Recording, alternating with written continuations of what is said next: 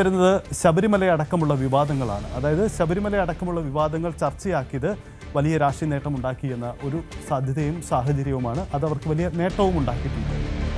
പിന്നെ മറ്റൊന്ന് സംഭവിച്ചിരിക്കുന്നത് നേരത്തെയുള്ള തെരഞ്ഞെടുപ്പ് ഒരുക്കമാണ്. ഇത്തവണ നേരത്തെ തന്നെ തെരഞ്ഞെടുപ്പിന് ഒരുങ്ങി തയ്യാറെടുപ്പുകൾ നടത്താനുള്ള UDFിൻ്റെ നീക്കമാണ്. ഇത്തവണ ഈ നേരത്തെ തന്നെ അവർ തെരഞ്ഞെടുപ്പിന് ഒരുങ്ങിയപ്പോൾ അത് സംഘടനാ തലത്തിൽ ഏറെ ദൗർബല്യമുള്ള UDFിനും കോൺഗ്രസിനും ആ നേരത്തെയുള്ള ഒരുക്കം ഗുണം ചെയ്തു. ഒരുപക്ഷെ മറുവശത്ത് കേഡർ സ്വഭാവമുള്ള രണ്ട് രാഷ്ട്രീയ പാർട്ടികളാണ് CPM-ഉം BJP-യും. അതുകൊണ്ട് തന്നെ ആ കേഡർ സംവിധാനത്തെ മറികടക്കാൻ നേരത്തെയുള്ള ഒരുക്കം കൊണ്ട് UDFിന് കഴിഞ്ഞിട്ടുണ്ടാവാം. അതുകൊണ്ടാവാം UDFിൻ്റെ വിജയഘടകത്തിൽ അതൊരു പ്രധാനപ്പെട്ട ഘടകം കൂടിയായി മാറുന്നത്. മറ്റൊന്ന്, മുന്നണിയിൽ പൊതുവിലുണ്ടായ ഒരു ഐക്യമാണ്. ഒരു കാരണമായി നമുക്ക് ചൂണ്ടിക്കാട്ടാൻ കഴിയുന്നത് അതുതന്നെയാണ്. എങ്ങനെയാണ് കോൺഗ്രസിന് മുന്നണിയിൽ ഇത്തരമൊരു ഐക്യമുണ്ടായി എന്ന ചോദ്യം നമുക്കറിയാം. തെരഞ്ഞെടുപ്പ് രംഗത്ത് എപ്പോഴും UDFിലും കോൺഗ്രസിലും സംഘടനാ തലത്തിലുണ്ടാകുന്ന തർക്കങ്ങളാണ് ഏറ്റവും വിവാദമുണ്ടാകുന്നത്. ഈ വിവാദങ്ങൾ അവസാനിപ്പിക്കുമ്പോഴേക്കും പോളിംഗ് ബൂത്തിലേക്ക് ജനങ്ങൾ പോയി കഴിയും.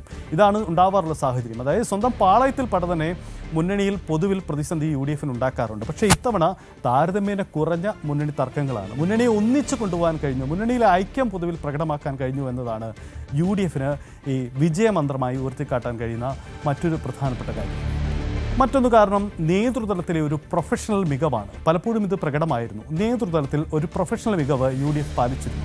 അതായത് പലപ്പോഴും നേതൃതലത്തിലെ പ്രൊഫഷണൽ മികവിലേക്ക് വരുമ്പോൾ നമുക്ക് കാണാനാവുന്നത് പറയുന്ന കാര്യങ്ങളിൽ ഉറച്ചു നിൽക്കുക, സർക്കാർ വിരുദ്ധ ശക്തമായ നീക്കങ്ങൾ നടത്തുക, സമൂഹ മാധ്യമങ്ങളെ പരമാവധി ഉപയോഗിക്കപ്പെടുത്താനുള്ള ശേഷി നടത്തുക, നേതാക്കളുടെ വ്യത്യസ്ത അഭിപ്രായങ്ങൾ പരമാവധി ഒഴിവാക്കുക, പറഞ്ഞ കാര്യങ്ങളിലുള്ള ഒരു ആർജവം, ആ തരത്തിൽ ഒരു അജണ്ട നിശ്ചയിച്ച് മുന്നോട്ട് പോകാനുള്ള ഒരു നീക്കമാണ്. അത് സ്വാഭാവികമായും ഒരു പ്രൊഫഷണൽ മികവ് ഇത്തവണ UDF സംവിധാനങ്ങളിൽ പ്രകടമായിട്ടുണ്ട്. മുൻകാലങ്ങളിൽ അത് ഉണ്ടായിട്ടില്ല എന്നതാണ് നമുക്ക് UDF എപ്പോഴും പറയുന്നത്. കേഡർ സ്വഭാവമുള്ള രാഷ്ട്രീയ നേതൃത്വങ്ങളിലൊക്കെ എപ്പോഴും ഉള്ളതാണ്. പക്ഷേ UDFിലും കോൺഗ്രസിലും പൊതുവിലില്ലാത്ത ആ കാര്യം ഇത്തവണ പ്രകടമായി എന്നതാണ് UDFിൻ്റെ വിജയത്തിൽ ഒരു ഘടകമായി നമുക്ക് പറയാൻ കഴിയുന്നത്. മറ്റൊന്ന്, നേരത്തെ നമ്മൾ ഇടതുപക്ഷത്തിൻ്റെ തോൽവിയുടെ കാരണമായി പറഞ്ഞ ന്യൂനപക്ഷ ഏകീകരണം എന്ന സാധ്യതയാണ്. എന്തുകൊണ്ട് ന്യൂനപക്ഷ ഏകീകരണം എന്ന സാധ്യത? അവിടെ ന്യൂനപക്ഷ വോട്ടുകളെ ഇത്തവണ ഉറപ്പു നിർത്താൻ മുസ്ലിം ലീഗ് എന്ന രാഷ്ട്രീയ കക്ഷി UDFിൻ്റെ ഭാഗമാണ്. അപ്പോൾ ലീഗ് നേതൃത്വം കൊണ്ടുവരുന്ന ന്യൂനപക്ഷ വോട്ടുകൾക്കപ്പുറം ന്യൂനപക്ഷത്തെ എല്ലാ വോട്ടുകളും, ഒരു നിശ്ചിത ശതമാനം വോട്ടുകൾ ഇടതുപക്ഷത്തിന് എല്ലാ തവണയും ന്യൂനപക്ഷ വോട്ടുകൾ, മുസ്ലിം ന്യൂനപക്ഷ വോട്ടുകൾ കിട്ടാറുണ്ട്. ഇത്തവണ അത് പൂർണ്ണമായും തങ്ങൾക്കൊപ്പം നിർത്താൻ UDFിന് കഴിഞ്ഞു എന്നത് ഒരു പ്രധാനപ്പെട്ട കാരണമായിട്ടുണ്ടാവാം. അത് ഒരുപക്ഷെ വെൽഫെയർ പാർട്ടി ബന്ധമാണ്. നമുക്ക് വിശദമായി പരിശോധിക്കേണ്ട ഒരു വിഷയമാണ്. വെൽഫെയർ പാർട്ടി ബന്ധമൊക്കെ, ജമാഅത്തെ ഇസ്ലാമി ബന്ധമൊക്കെ ഒരുപക്ഷെ ആ തരത്തിൽ നേട്ടമുണ്ടാക്കി കാണാം. ഒരു ചെറു ഗ്രൂപ്പാണെങ്കിൽ കൂടിയും അത് പൊതുവിൽ മുസ്ലിം ജനസമാനത്തെ സ്വാധീനിച്ചിട്ടുണ്ടാവാം. അപ്പോൾ ഇടതുപക്ഷം തുടർച്ചയായി നടത്തുന്ന ഈ വിമർശനങ്ങൾ അത് തങ്ങളുടെ സമുദായത്തിനെതിരായ വിമർശനമാണ് എന്ന് തോന്നൽ ഒരു പക്ഷേ അവർക്കിടയിൽ ഉളവാക്കുകയും അല്ലെങ്കിൽ അങ്ങനെ നടത്താൻ ഒരു നീക്കം നടത്താൻ UDFിന് കഴിയുകയും അതൊരു ഏകീകരണത്തിലേക്ക് പോകാനുള്ള സാധ്യതയും നമുക്ക് തള്ളിക്കളഞ്ഞുകൂടാ. ഒപ്പം അടുത്തൊരു ഘടകം നേരത്തെ നമ്മൾ പരാമർശിച്ചു പോയതാണ് CPM BJP ഒത്തുതീർപ്പെന്ന പ്രചരണമാണ്. നോക്കൂ, CPM BJP ഒത്തുതീർപ്പെന്ന പ്രചരണത്തിലേക്ക് വരുമ്പോൾ അവിടെയും UDFിൻ്റെ ഒരു അജണ്ടയുണ്ടായിരുന്നു. CJP എന്ന പ്രചരണം പോലും UDF നേതാക്കൾ സമൂഹ മാധ്യമങ്ങളിലടക്കം ഉയർത്തിക്കാട്ടിയതാണ്. അതായത് കേരളത്തിൽ CPM BJP ഒത്തുതീർപ്പാണ്. UDFിനെ, കോൺഗ്രസിനെ കേരളത്തിൽ നിന്നും ഒഴിവാക്കാൻ ഒരു BJPക്ക് ഇടം നൽകാനുള്ള ഒരു ഒത്തുതീർപ്പ് നടക്കുന്നുണ്ട്. അതിൻ്റെ ഭാഗമാണ് നീക്കം. അങ്ങനെ ഒരു തോന്നൽ ഉളവാക്കിയപ്പോൾ ഒരുപക്ഷെ ന്യൂനപക്ഷ ഏകീകരണം ഒന്നുകൂടി ശക്തിപ്പെട്ടിരിക്കാം. അതല്ലെങ്കിൽ ആ പ്രചരണം ഫലപ്രദമായി ഉന്നയിക്കാൻ കഴിഞ്ഞു. PM ശ്രീ പോലെയുള്ള വിവാദങ്ങൾ അവസാന ഘട്ടത്തിൽ ഉയർന്നു വന്നതോടുകൂടി ആ വിവാദങ്ങൾ കൂടുതൽ ശക്തമായി ഉന്നയിക്കാൻ UDFിന് കഴിഞ്ഞു എന്നതുകൂടിയാണ് സാഹചര്യം.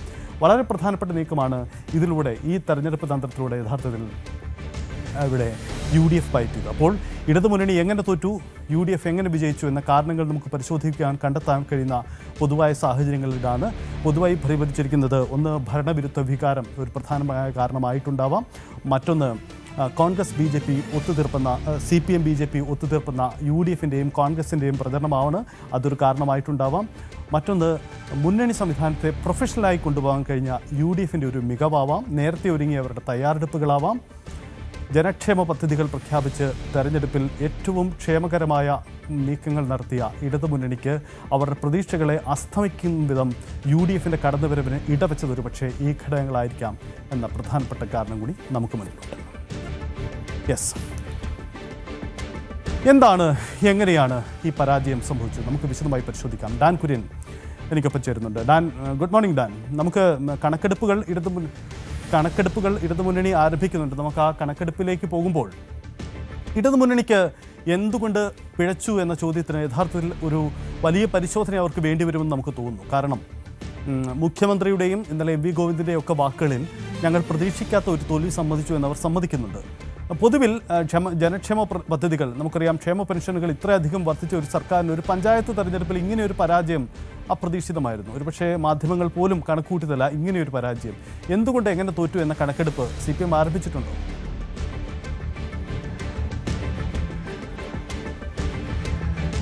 അതായത് 2021 ഒന്നാം പിണറായി സർക്കാരിനെതിരെ നടന്ന വിധിയെഴുത്തിലും UDF വലിയ തരത്തിൽ ഒരു വിജയം പ്രതീക്ഷിച്ചിരുന്നു.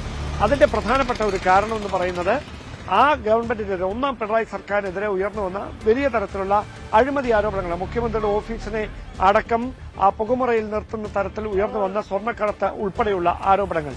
പക്ഷേ വളരെ തന്ത്രപരമായ ഒരു ഇലക്ഷൻ എഞ്ചിനീയറിംഗിലൂടെയാണ് 2021 പിണറായി സർക്കാരിന് ഒരു ഭരണ തുടർച്ച, രണ്ടാം പിണറായി സർക്കാർ എന്ന ഒരു ആശയം യാഥാർത്ഥ്യമാകുന്ന സാഹചര്യം ഉണ്ടായത്. അതിലേക്ക് നയിച്ച പ്രധാനപ്പെട്ട കാര്യം ഭരണവിരുദ്ധ വികാരം സ്പ്ലിറ്റ് ചെയ്യാൻ വളരെ തന്ത്രപരമായി LDFന് കഴിഞ്ഞു. ഇടതു മുന്നണിക്കും സർക്കാരിനും പിണറായി വിജയനും കഴിഞ്ഞു എന്നതാണ്. ഈ തവണത്തെ UDFന്റെ ഇത്ര വലിയൊരു തിരിച്ചുവരവിലേക്ക് നയിച്ചിരിക്കുന്നതും ഈ സ്പ്ലിറ്റായി പോയ ഭരണവിരുദ്ധ വികാരത്തെ കൃത്യമായി UDFന്റെ കുടക്കീഴിലേക്ക് കൊണ്ടുവരാനായി വളരെ തന്ത്രപരമായ നീക്കങ്ങളുടെ കോൺഗ്രസിന്റെ ദേശീയ നേതൃത്വം അടക്കം നടത്തിയ ഇടപെടലുകളാണ്. അത് തന്നെയാണ് ഇങ്ങനെ വലിയൊരു വിജയത്തിന്. ഒരുപക്ഷെ മുന്നണിയുടെ പ്രതീക്ഷകൾക്കൊക്കെ അപ്പുറത്തേക്ക് സമീപകാലത്തെങ്ങുമില്ലാത്ത തരത്തിൽ പ്രതിപക്ഷ നേതാവ് ഇന്നലെ സൂചിപ്പിച്ച പോലെ 1995 ശേഷം കേരളം കണ്ട ഏറ്റവും വലിയൊരു വിജയമാണ് തദ്ദേശ തെരഞ്ഞെടുപ്പിൽ UDFന്, കോൺഗ്രസിന് പ്രത്യേകിച്ച് കേരളത്തിൽ ഉണ്ടായിരിക്കുന്നത്. അതിന്റെ പ്രധാനപ്പെട്ട അടിസ്ഥാനം എന്ന് ഇപ്പോൾ ഇടതുപക്ഷവും UDF ഒരുപോലെ വിലയിരുത്തുന്നത് ഭരണവിരുദ്ധ വികാരം കൃത്യമായി രണ്ടായി സ്പ്ലിറ്റായി പോകാതെ ഒരു കുടക്കീഴിലേക്ക് കൊണ്ടുവരാൻ നടത്തിയ നീക്കങ്ങൾ ഫലം കണ്ടു എന്നതാണ്. അവിടെ ഏറ്റവും പ്രധാനപ്പെട്ട കാര്യം ന്യൂനപക്ഷങ്ങളെ ഒപ്പം ചേർത്ത് നിർത്താനായി കോൺഗ്രസിന് പ്രത്യേകിച്ച് മുന്നണിക്ക് വലിയ തരത്തിൽ കഴിഞ്ഞു.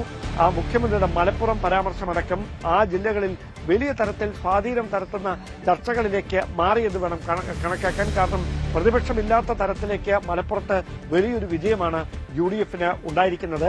അങ്ങനെ ഒരു വലിയ വിജയം മലപ്പുറം ഉൾപ്പെടെയുള്ള ജില്ലകളിൽ ഉണ്ടായിരിക്കുന്നത് ഒരു ന്യൂനപക്ഷ ഏകീകരണത്തോടെ ഉണ്ടായിരിക്കുന്നത്. അതായത് ക്രൈസ്തവ ന്യൂനപക്ഷങ്ങളെയും മുസ്ലിം ന്യൂനപക്ഷങ്ങളെയും ഒരുമിച്ച് ചേർത്ത് നിർത്തുന്ന ഒരു ഏകീകരണം അവിടെ കൃത്യമായി സംഭവിച്ചിരിക്കുന്നു. മധ്യ കേരളത്തിലും അത് കോൺഗ്രസിന്റെ പ്രതീക്ഷകൾക്കൊക്കെ അപ്പുറത്തേക്ക് പോയി. കേരള കോൺഗ്രസ് ജോസ് കെ മാണി വിഭാഗത്തിന് വലിയൊരു തിരിച്ചടി നൽകിക്കൊണ്ട് കോട്ടയം, ഇടുക്കി, പത്തനംതിട്ട ജില്ലകളിൽ അടക്കം കൃത്യമായി ക്രൈസ്തവ ന്യൂനപക്ഷങ്ങളുടെ അടക്കം പിന്തുണ ഉറപ്പാക്കാൻ UDF ക്യാമ്പിന് കഴിഞ്ഞു എന്നതാണ് വസ്തുത. അതോടൊപ്പം എടുത്തു പറയേണ്ടുന്ന കാര്യം, ഒരേ സമയം ഈ ശബരിമല സ്വർണ്ണപ്പാളി വിവാദമുണ്ടായി. ശബരിമലയിലെ സ്വർണ്ണക്കൊള്ളയുമായി ബന്ധപ്പെട്ട് കോൺഗ്രസ് നടത്തിയ മേഖലാ ജാഥകൾ, അത് കൃത്യമായി മുതിർന്ന നേതാക്കളുടെ തന്നെ നേതൃത്വത്തിൽ വിവിധ മേഖലകളിൽ നിന്ന് പന്തളത്തേക്ക് സമാഗമിക്കുന്ന തരത്തിൽ നടത്തിയ മേഖലാ ജാഥകൾ, അത് വലിയ തരത്തിൽ വിശ്വാസ സമൂഹത്തിന് പിന്തുണ ഉറപ്പാക്കാൻ കഴിഞ്ഞിട്ടുണ്ട്. പ്രത്യേകിച്ച് മധ്യ കേരളത്തിലടക്കം അതിന്റെ പ്രതിഫലനം ഉണ്ടായിട്ടുണ്ട് എന്നാണ് UDF ക്യാമ്പിന്റെ അടക്കം പ്രതീക്ഷ. അതേസമയം LDF ഇങ്ങനെയൊരു തിരിച്ചടി സ്വപ്നത്തിൽ പോലും കരുതിയിരുന്നില്ല എന്ന് വേണം പ്രതീക്ഷിക്കാൻ. കാരണം ഈ ജനക്ഷേമ പദ്ധതികൾ മുൻപെങ്ങുമില്ലാത്ത തരത്തിൽ നിയമസഭാ തെരഞ്ഞെടുപ്പിന് മുമ്പ് ഒരു സർക്കാർ നടത്തുന്ന തരത്തിലുള്ള പദ്ധതികളാണ് തദ്ദേശ തെരഞ്ഞെടുപ്പ് മുന്നിൽ കണ്ടുകൊണ്ട് സെമി ഫൈനൽ എന്ന് വിശേഷിപ്പിക്കാത്ത തദ്ദേശ തെരഞ്ഞെടുപ്പിൽ കളം നിറയാനായി അല്ലെങ്കിൽ കൃത്യമായ ഒരു വിജയം ഉറപ്പാക്കാനായി CPM മുമ്പോട്ട് വെച്ചത്, ഇടത് സർക്കാർ മുമ്പോട്ട് വെച്ചത്. അതിൽ തന്നെ ഈ 2000 രൂപ ക്ഷേമ പെൻഷൻ കൃത്യമായി 62 ലക്ഷം കുടുംബങ്ങളിലേക്ക് അവസാനത്തെ 1600 രൂപയുടെ കുടിശ്ശികയോട് ചേർത്ത് 3600 രൂപ വീതം 62 ലക്ഷം കുടുംബങ്ങളിലേക്ക് കൃത്യമായി എത്തിക്കാൻ സർക്കാരിന് കഴിഞ്ഞിരുന്നു. പക്ഷേ എന്നിട്ടും എന്തുകൊണ്ട് ഇങ്ങനെ ഒരിക്കലും ഇല്ലാത്ത തരത്തിലുള്ള സമാനതകളില്ലാത്തൊരു തിരിച്ചടി ഉണ്ടായി എന്നതാണ് ഏറ്റവും പ്രധാനപ്പെട്ട ചോദ്യം. അവിടെ സ്വാഭാവികമായി ആദ്യത്തെ ഉത്തരം ശബരിമല സ്വർണ്ണപ്പാളി വിഷയം. അത് സർക്കാരിന്റെ പ്രതീക്ഷകൾക്കും ഇതുവരെ സ്വീകരിച്ച സമീപനങ്ങൾക്കും ഇടപെടലുകൾക്കും ഒക്കെ അപ്പുറത്തേക്ക് വലിയ തരത്തിൽ വിശ്വാസ സമൂഹത്തിനിടയിൽ അത് കൃത്യമായി ഇടത് സർക്കാരിനെതിരെയുള്ള ഒരു വലിയ ചർച്ചാ വിഷയമായി മാറി. അത് വിധി എഴുതുന്നതിൽ നിർണായകമായി മാറിയത്, ഇടത് സർക്കാരിനെതിരെയുള്ള ഒരു വിധിയെഴുത്തായി അത് മാറിയത് ശബരിമല സ്വർണ്ണക്കൊള്ളയുമായി ബന്ധപ്പെട്ടുണ്ടായ വിവാദങ്ങൾ തന്നെയാണ്. ഞാൻ അതിനോട് യോജിക്കുകയാണ്. കാരണം ഈ മറ്റ് വിവാദ വിഷയങ്ങൾ ഉണ്ടാകുമ്പോഴും സർക്കാരിനെതിരെ ഉപയോഗിക്കാൻ കഴിയുന്ന മറ്റ് സാധ്യതകളുള്ളപ്പോഴും ശബരിമല എന്ന വിഷയത്തിൽ ഫോക്കസ് ചെയ്യുക എന്നൊരു തന്ത്രമുണ്ടായിരുന്നു. പലപ്പോഴും നേതാക്കൾ അയ്യപ്പൻ ഇതിന് മറുപടി നൽകും എന്നും മറ്റുമുള്ള പ്രസ്താവനയുണ്ടായി. നമ്മളോർക്കും ശബരിമല മാത്രമാണോ ഇവരെ മുന്നിൽ കാണുന്നത് എന്നതാണ്. യഥാർത്ഥത്തിലും അവരുടെ ആ കാഴ്ചപ്പാട് തന്ത്രം ഫലം കണ്ടു, അങ്ങനെ കൂടി പറയണമല്ലേ. ഒരേ വിഷയത്തിൽ മാത്രം ഫോക്കസ് ചെയ്തുകൊണ്ടുള്ള ഒരു നീക്കം അത് ഗുണം ചെയ്തു അല്ലേ? അതായത് ഇതിലെ ഏറ്റവും പ്രധാനപ്പെട്ട ഒരു അബദ്ധം എൽ ഡി എഫിന് സംഭവിച്ചത്, എൽ ഡി എഫിന്റെ പ്രചാരണം രാഹുൽ മാങ്കൂട്ടത്തിൽ എന്ന ഒരൊറ്റ വിഷയത്തിൽ മാത്രം, പ്രതിപക്ഷത്തിനെതിരായ പ്രചാരണം രാഹുൽ മാങ്കൂട്ടത്തിൽ വിവാദത്തിൽ മാത്രം ഒതുങ്ങി നിന്നു. പക്ഷേ അത് കൃത്യമായി, അതാണ് ഒരു രാഷ്ട്രീയത്തിൽ ക്രാന്തദർശിത്വം അല്ലെങ്കിൽ ദീർഘവീക്ഷണം എന്നൊക്കെ പറയുന്ന വാക്കുകൾ എത്ര കണ്ട് പ്രസക്തമെന്ന് തെളിയിക്കുന്നതായിരുന്നു ഈ കഴിഞ്ഞുപോയ തെരഞ്ഞെടുപ്പ്. കാരണം രാഹുൽ മാങ്കൂട്ടത്തിൽ വിവാദം ഏത് തരത്തിലാണ് ഇടതുപക്ഷം കോൺഗ്രസിനെതിരെ ഒരു ആയുധമാക്കാൻ പോകുന്നത് എന്ന കാര്യം മുൻ പ്രതിപക്ഷ നേതാവായ രമേശ് ചെന്നിത്തലയും ഇപ്പോഴത്തെ പ്രതിപക്ഷ നേതാവായ വി ഡി സതീശനും കെ മുരളീധരൻ ഉൾപ്പെടെയുള്ള മുതിർന്ന നേതാക്കളും കൃത്യമായി തന്നെ തിരിച്ചറിഞ്ഞിരുന്നു. അതുകൊണ്ട് തന്നെയാണ് സ്വന്തം പാളയത്തിൽ നിന്ന് തന്നെ വിമർശന ശരങ്ങൾ ഏൽക്കേണ്ടി വന്നിട്ടും ഈ മൂന്ന് നേതാക്കൾ അതിശക്തമായി രാഹുൽ മാങ്കൂട്ടത്തിനെതിരെ പാർട്ടിക്കകത്ത് നിലകൊള്ളുകയും ആ നിലപാട് പരസ്യമായി അവർ പുറത്തു പറയുകയും ചെയ്തത്. അതിലൂടെ രണ്ട് ഗുണങ്ങളാണ് ഉണ്ടായത്. ഒന്ന്, തങ്ങൾ കൃത്യമായി തന്നെ ഈ വിഷയത്തിൽ നിലപാടെടുത്തിരിക്കുന്നു. രാഹുൽ മാങ്കൂട്ടത്തിനെതിരെ ഉയർന്നു വന്ന വിവാദങ്ങൾ തെരഞ്ഞെടുപ്പിൽ പാർട്ടിയെ പ്രതികൂലമായി ബാധിക്കാതിരിക്കാനുള്ള എല്ലാ നടപടികളും പാർട്ടിയായി തന്നെ, അതായത് രാഹുൽ മാങ്കൂട്ടത്തിന്റെ പേരിൽ നിയമ സംവിധാനങ്ങൾക്ക് മുമ്പിൽ ഒരു പരാതി ലഭിക്കുന്നതിന് മുമ്പ് തന്നെ ആ വിഷയത്തിൽ കൃത്യമായ നിലപാടെടുക്കാൻ കോൺഗ്രസ് ക്യാമ്പിന് കഴിഞ്ഞിരിക്കുന്നു. പക്ഷേ മറുഭാഗത്ത് എന്ത് ചെയ്യാൻ കഴിഞ്ഞു എന്ന ചോദ്യം ഉയർത്തിക്കൊണ്ട് ആ വിവാദങ്ങൾക്ക്, ആ പ്രതിഷേധങ്ങൾക്ക് പ്രതിരോധം തീർക്കാൻ കോൺഗ്രസ് ക്യാമ്പിനായി. അതാണ് ഒന്നാമത്തെ കാര്യം. രണ്ടാമത്തെ വസ്തുത, ഈ രാഹുൽ മാങ്കൂട്ടം വിവാദമല്ലാതെ മറ്റൊരു പ്രചാരണ വിഷയം ഉയർത്തിക്കാണിക്കാൻ, പ്രതിപക്ഷത്തിനെതിരെ ഒരു ആരോപണമായി വിമർശനമായി ഉയർത്തിക്കാണിക്കാൻ എൽ ഡി എഫിന് കഴിഞ്ഞില്ല. അവിടെ കോൺഗ്രസ് സജീവമായി ഉമ്മൻചാണ്ടിക്കെതിരെ അടക്കം നടത്തിയ സോളാർ കേസുമായി ബന്ധപ്പെട്ടുണ്ടായ സമയങ്ങളിലെ പ്രചാരണങ്ങൾ, അതടക്കമുള്ള വിഷയങ്ങൾ, അതായത് തെരഞ്ഞെടുപ്പ് അടുക്കുമ്പോൾ കോൺഗ്രസ് നേതാക്കൾക്കെതിരെ ഇത്തരം വിമർശനം ഉന്നയിക്കുന്നത് സ്വാഭാവികമാണ് എന്ന ഒരു പ്രതീതി, അത്തരത്തിലൊരു പ്രചാരണം കൃത്യമായി തന്നെ കോൺഗ്രസ് അഴിച്ചുവിട്ടു. അത് താഴെത്തട്ടിലുള്ള പ്രവർത്തകർക്കിടയിൽ വരെ വലിയൊരു ചർച്ചാ വിഷയമായി മാറി എന്നതാണ് ഒരു വസ്തുത. അതോടൊപ്പം ഈ കിറ്റും പെൻഷനുമൊക്കെ ജനങ്ങളോടുള്ള ഒരു സ്നേഹം കൊണ്ടോ അവരോടുള്ള ഒരു കരുതലിന്റെ പ്രതീകമായിട്ടല്ല, അത് തെരഞ്ഞെടുപ്പ് ജയിക്കാനുള്ള ഒരു തന്ത്രം മാത്രമാണ് എന്നൊരു കൃത്യമായ പൊളിറ്റിക്കൽ പ്രൊപ്പഗണ്ട, ഒരു പൊളിറ്റിക്കൽ ക്യാമ്പയിൻ താഴെത്തട്ടിലേക്ക് അഴിച്ചുവിടുന്നതിൽ കോൺഗ്രസ് വിജയിച്ചു എന്ന് വേണം കരുതാൻ. അതിനവർ കൃത്യമായി ഈ ഡിജിറ്റൽ സംവിധാനങ്ങൾ, പ്രത്യേകിച്ച് സൈബർ ഇടങ്ങളെ കൃത്യമായി തന്നെ ഈ പ്രചാരണങ്ങൾക്ക് വേണ്ടി ഉപയോഗിക്കുന്ന സാഹചര്യമുണ്ടായി. ഒരുപക്ഷെ അതായിരിക്കാം വലിയൊരു വിജയം, കോൺഗ്രസിന് വലിയൊരു ഉത്തരവാദിത്തം ഏറ്റുന്ന തരത്തിൽ പ്രതീക്ഷകൾക്ക് അപ്പുറത്തുള്ളൊരു വിജയം സമ്മാനിച്ചതും എൽ ഡി എഫിന്റെ സമാനതകളില്ലാത്ത തിരിച്ചടിയിലേക്ക് നയിച്ചതുമൊക്കെ ഈ വിഷയങ്ങൾ തന്നെയാണെന്നാണ് എനിക്ക് തോന്നുന്നത്. ശരി, യെസ്, കറക്റ്റാണ് ഡാൻ. അതാണ് സാഹചര്യം. ഇടതുമുന്നണിയുടെ പ്രചരണ തന്ത്രങ്ങൾ ചിതറിപ്പോയിരിക്കാം, അത് തന്നെ ഒരു പ്രധാനപ്പെട്ട കാര്യമാണ്. മാത്രമല്ല അവർക്ക് ഉയർത്തിക്കാട്ടാൻ. വളരെ നന്ദി ഡാൻ, പിന്നെ വരാം.